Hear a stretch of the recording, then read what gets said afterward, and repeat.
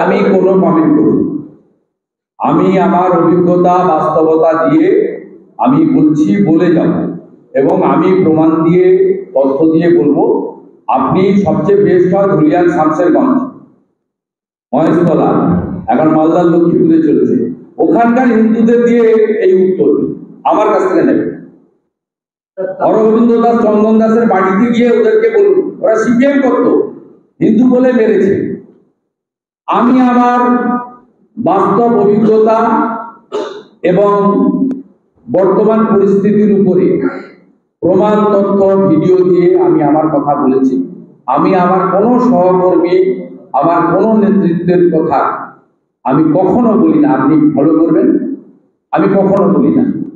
সেটা যদি আমার পছন্দ হয় তাও বলি না, অপছন্দ হলেও আমি ইস্যু ভিত্তিক বলি এবং আমি যেটা বলি আমার নিজের উপলব্ধি দিয়ে।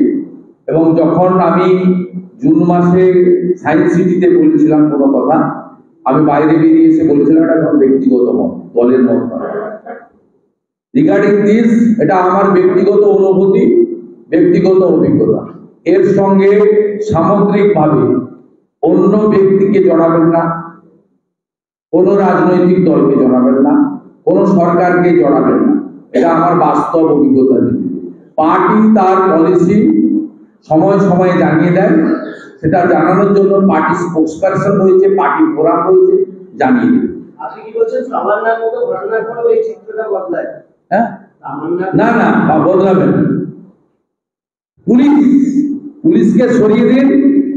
আমি আপনাকে বলছি, বিজেপি হয়তো মুসলিম এলাকায় জিততে পারবে না, তৃণমূল জিতবে না, সাফ হয়ে যাবে। আমি আপনাকে বলছি, মুসলিম এলাকার গরিবরাও ভীষণভাবে ক্ষিপ্ত, কিন্তু তাদের উপায় নেই। কারণ যে সমস্ত পয়সাওয়ালা মুসলিম, ধরুন এখানে বাদুড়িয়াল ভিতর, হাড়োয়ার খালেক, ওখানে শাহজাহান তার ভাই, ক্যানিংয়ের শপথ, এদের হাতে পুরো জাহাঙ্গীরের বাইরে কে যাবে? আপনি পশ্চিমবঙ্গের মূল সমস্যা হচ্ছে পুলিশ, পুলিশকে নিউট্রাল করে দেন। নইলে উদয়নগুলো জগদীশ বাসনিয়া এখন থেকে বলে 8 মাস আগে থেকে এজেন্ট দিতে দেওয়া যাবে না, এজেন্ট যেন না পায়, এজেন্ট যেন রাত্রে শুয়ে এজেন্ট হওয়ার স্বপ্ন না দেখে। কাকে বলছে? আমি এরপরে একটা প্রেস কনফারেন্স করবো কয়েকদিন পরে। 2024 সালে লোকসভা নির্বাচনে সোদপুরে যে সিসিটিভি লাগানোর এজেন্সি দেওয়া ছিল, প্রত্যেকটা ফেজে সারাদিনে সকাল 7টা থেকে 6টার মধ্যে 2-4 ঘন্টা কিভাবে ক্যামেরা বন্ধ রেখেছিল তার তথ্য প্রমাণ দিয়ে আপনাদের সামনে আনবো। প্রত্যেকটা ফেজে 7টা ফেজে ভোট হয়েছে, প্রত্যেক ফেজে 5000 করে ক্যামেরা বন্ধ ছিল।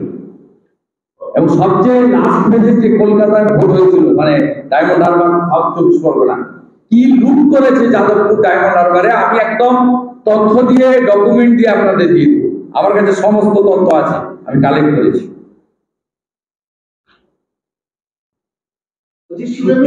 সিদ্দিকুল্লাহ চৌধুরী তিনি কয়েকদিন আগে প্রকাশ করেছিলেন, নেই ভাই, আর নেই হোগা, ছোড়ো। আজকে আবার বলছেন